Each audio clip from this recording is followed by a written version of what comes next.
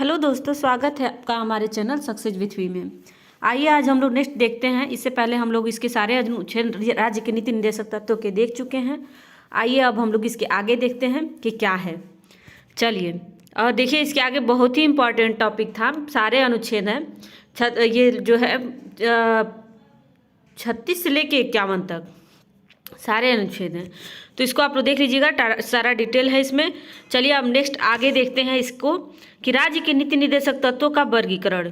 तो राज्य के नीति निर्देशक तत्वों के व्यापक रूप को देखते हुए इसे निम्नलिखित भागों में विभाजित किया जा सकता है। देखिए पहला क्या है, गांधीवादी तत्व, समाजवादी तत्व और उदारवादी तत्व। तो मतलब किस अनुच्छेद में गांधीवादी विचार है, किस अनुच्छेद में समाजवादी है और किस अनुच्छेद में उदारवादी है। तो चलिए देखते हैं। पहले देखिए अनुच्छेद 40 में गांधीवादी तत्व है, 43 में है, 43 ख में है, 46 में है, 47 में, 48 में है।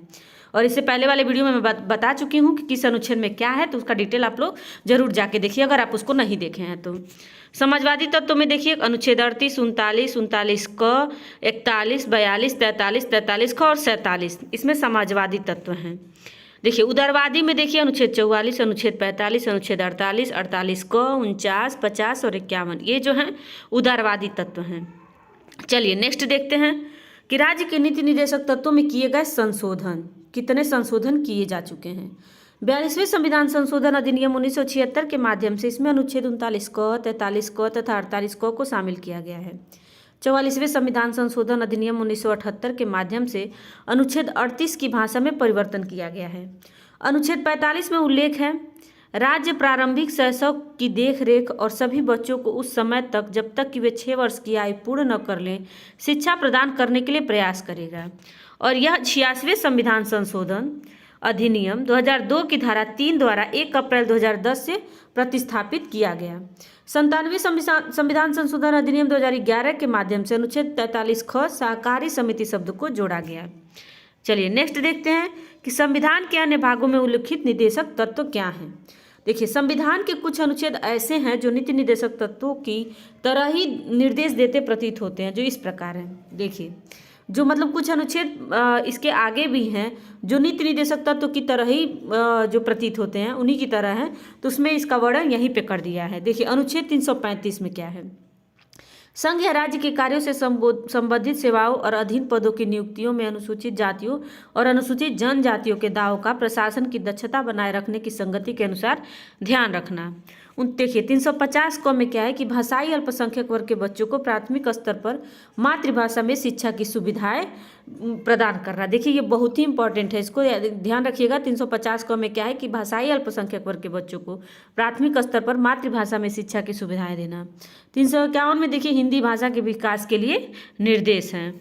चलिए निर्देशक तत्वों की आलोचना, मतलब जो नीति निर्देशक तत्व हैं इसकी आलोचनाएं क्या की गई हैं वो देखिए। केटी शाह के शब्दों में राज्य के नीति निर्देशक सिद्धांत एक ऐसा चेक है जो बैंक की सुविधा अनुसार अदा किया जाता है, ये इसकी आलोचना है। और ये पॉइंट देखिए मेंस के लिए इंपॉर्टेंट है। नीति निर्देश और स्टेटमेंट में भी अब तो एग्जाम में, वन लाइनर एग्जाम में आ जा रहा है, वनडे एग्जाम में, कि पूछ दे रहा है कि केटी शाह के शब्दों में, मतलब ऐसे स्टेटमेंट देगा कि राज्य के नीति निर्देशक सिद्धांत एक ऐसा चेक है जो बैंक की सुविधा अनुसार अदा किया जाता है, ये किसका स्टेटमेंट है। और ऑप्शन में केटी शाह भी रहेगा और भी 3-4 नाम दे देगा और आपको बताना रहेगा, तो इसको ध्यान रखिएगा। नीति निर्देशक तत्व न्यायालय द्वारा प्रवर्तनीय नहीं है, ये तो ये सही है कि देखिए मूल अधिकार प्रवर्तनीय है लेकिन नीति निर्देशक तत्व प्रवर्तनीय नहीं है।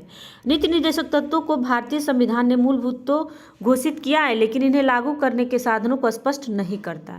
नीति निर्देशक तत्व अक्सर विधायिका व न्यायपालिका के मध्य विवाद संघर्ष का कारण बन जाते हैं, क्योंकि देखिए ये जो है प्रवर्तनीय नहीं है, इसलिए विधायिका और न्यायपालिका के मध्य विवाद का कारण बन जाता है। देखिए नीति निर्देशक तत्वों में सम्मिलित कई प्रावधानों को आज भी लागू नहीं किया गया है, जैसे समान नागरिक संस्था। देखिए नीति निर्देशक कई प्रावधानों को आज भी लागू नहीं किया गया है, जैसे समान नागरिक संस्था जो आर्टिकल 44 में है वो केवल गोवा में लागू है, न कि पूरे भारत में, जो नहीं किया जा सका है। नीति निर्देशक तत्वों का महत्व राज्य के लिए नैतिक शिक्षा की तरह है, जिनमें वह निर्देशित होते हैं लेकिन बाधित नहीं।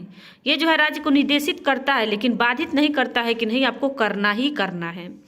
चलिए नेक्स्ट देखिए कि मूल अधिकार व निर्देशक तत्व में, मतलब मूल अधिकार और नीति निर्देशक तत्व में अंतर। देखिए संवैधानिक व्यवस्था में नीति निर्देशक तत्वों और मूल अधिकारों में कई ऐसे बिंदु दृष्टिगोचर होते हैं जिनको लेकर दोनों के मध्य दोनों के मध्य टकराव बना रहता है, लेकिन आवश्यक संशोधन कर इसकी गलत व्याख्या को संतुलित करने का प्रयास किया गया है। मूल अधिकार व निर्देशक तत्वों में टकराव के निम्न बिंदु रहे हैं। अनुच्छेद 32 के तहत मूल अधिकार न्यायालय द्वारा प्रवर्तनीय बनाए गए हैं, वह नीति निर्देशक तत्व अप्रवर्तनीय। अनुच्छेद 37 के अनुसार जो है ये कहा गया है कि जो है नीति निर्देशक तत्व अपरिवर्तनीय है, मतलब प्रवर्तित नहीं किया जा सकता। 1951 के चंपकन द्वारा राजन बनाम मद्रास राज्य केस में न्यायालय के मत का झुकाव भी मूल अधिकारों की ओर ही रहा था। देखिए नेक्स्ट देखिए कि केरल शिक्षा विधेयक 1959 के बाद में न्यायालय ने दोनों के महत्व बनाए रखने के लिए समन्वयकारी निर्वचन का सिद्धांत अपनाया। संसद ने 25वां संविधान संशोधन अधिनियम 1971 द्वारा अनुच्छेद 31 ग को अंतः स्थापित किया। 31 ग में प्रावधान किया गया कि संसद द्वारा यदि कोई विधि अनुच्छेद 39 ख 39 ग में उल्लिखित नीति निर्देशक तत्वों को प्राप्त करने हेतु बनाई गई है तो वह विधि इस आधार पर शून्य नहीं मानी जाएगी कि वह अनुच्छेद 14, 19, 31 में दिए गए मूल अधिकारों का उल्लंघन करती है। नेक्स्ट देखिए केशवानंद भारती बनाम केरल राज्य 1973 के मामले में न्यायालय ने अनुच्छेद 31 ग को वैध माना, किंतु इसे न्यायिक पुनर्विलोकन के दायरे के अधीन घोषित किया गया। 42वें संविधान संशोधन अधिनियम 1976 में इस सभी निर्देशक तत्वों को अनुच्छेद 14, 19 और 31 पर वरीयता दी गई। देखिए इसका एक एक लाइन इंपॉर्टेंट है एग्जाम के लिए, तो इसको ध्यान रखिएगा, अच्छे से इसको पढ़िएगा। मिनर्वा मिल्स बनाम भारत संघ 1980 में 42वें संविधान संशोधन की धारा 4 जो सभी नीति निर्देशक तत्वों के अनुच्छेद 14, 19 व 31 पर वरीयता प्रदान करती थी को अवैध घोषित किया गया तथा निर्देशक तत्वों व मूल अधिकारों में संतुलन को संविधान का मूल ढांचा घोषित किया गया। वर्तमान स्थिति देख लीजिए कि इसका क्या है कि वर्तमान में नीति निर्देशक तत्वों और मूल अधिकारों में से मूल अधिकारों का महत्व अधिक माना जाता है, किंतु न्यायालय इस बात का भी ध्यान रखती है कि निर्देशक तत्वों की उपलब्धि के लिए राज्य युक्तियुक्त तरीके से मूल अधिकारों को सीमित कर सकता है। अनुच्छेद 39 ख और 39 ग में उल्लिखित नीति निर्देशक तत्वों को मूल अधिकारों के अनुच्छेद 14 और 19 वरीयता दी गई है, पर वरीयता दी गई है। देखिए निर्देशक तत्वों का क्रियान्वयन। संविधान लागू होने के बाद सरकार द्वारा 1950 से नीति निर्देशक तत्वों में उल्लिखित आदर्शों की प्राप्ति हेतु अनेक योजनागत प्रयास किए गए हैं और यह प्रक्रिया आगे भी जारी है। अब तक कई नीति निर्देशक तत्वों को योजनाओं का आधार बनाया गया है। ये नीति निर्देशक तत्व संबंधित योजनाएं निम्नलिखित हैं। देखिए इसके जो योजनाएं हैं जो इससे संबंधित वो क्या क्या हैं। अनुच्छेद 39 में देखिए भूमि सुधार के माध्यम से विकेंद्रीकरण का प्रयास, जमींदारी उन्मूलन, समान कार्य हेतु समान वेतन के आधार पर समान पारिश्रमिक अधिनियम 1976। 40 में देखिए संविधान के 73वें और 74वें संशोधन अधिनियम द्वारा स्थानीय निकायों में प्रयोग। देखिए 40 में क्या है पंचायती राज व्यवस्था, तो उसी को 73वें 74वें संशोधन अधिनियम द्वारा स्थानीय निकायों में प्रयोग किया गया। 41 में देखिए औद्योगिक विवाद अधिनियम, न्यूनतम मजदूरी अधिनियम, मनरेगा योजना, दिव्यांगों हेतु आरक्षण, वृद्धों हेतु पेंशन योजना और मातृत्व सुरक्षा योजना आदि। 45 में देखिए क्या है कि 86वें संविधान संशोधन अधिनियम 2002 द्वारा अनुच्छेद 45 की विषय वस्तु को बदलते हुए अनुच्छेद 21 क के अंतर्गत 6 से 14 वर्ष की आयु तक के सभी बच्चों को निःशुल्क और अनिवार्य शिक्षा का प्रावधान किया गया, अर्थात मूल अधिकार के अंतर्गत लाया गया। 46 में देखिए कि SC और ST हेतु शिक्षा संस्थाओं में लोक नियोजन आदि में छूट।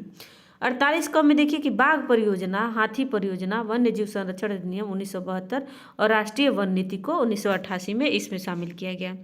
चलिए 49 में देखिए कि राष्ट्रीय महत्व के स्मारकों के संरक्षण हेतु पर्यटन को बढ़ावा देने हेतु विभिन्न योजनाएं।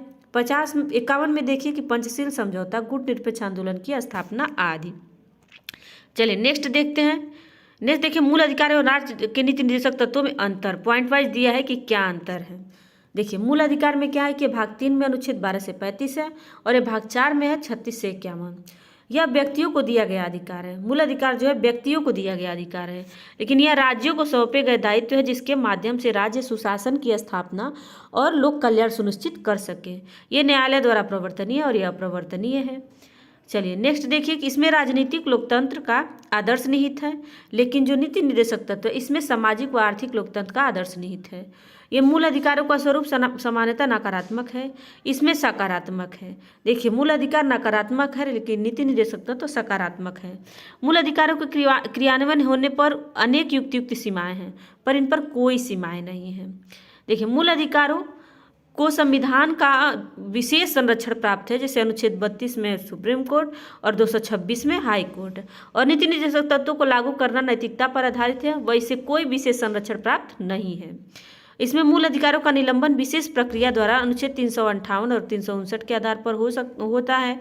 मतलब देखिए, मूल अधिकारों का निलंबन जो है अनुच्छेद 358 और 359 के आधार पर होता है, लेकिन नीति निर्देशक तत्व जब तक लागू न किया जाए स्वतः निलंबित हो जाता है, वो स्वतः निलंबित हो जाता है, किसी अनुच्छेद के तहत नहीं होता है। लेकिन इसमें अनुच्छेद 358 और 359 के तहत मूल अधिकार निलंबित होता है। तो आज के लिए बस इतना ही। इसके आगे क्वेश्चन बचा है जो मैं नेक्स्ट वीडियो में कराऊंगी। अगर आपको अब आज ये देखिए नीति निर्देशक तत्व का जो डिटेल है वो खत्म हो चुका है, अब क्वेश्चन बचा है। क्वेश्चन के बाद अब हम लोग भाग 4 क शुरू करेंगे जो मूल कर्तव्य है। अगर आपको हमारा वीडियो अच्छा लगा है तो हमारे वीडियो को लाइक करें, हमारे चैनल को सब्सक्राइब करें और कमेंट में ज़रूर बताएं कि आपको हमारा वीडियो कैसा लगा है। Thank you so much.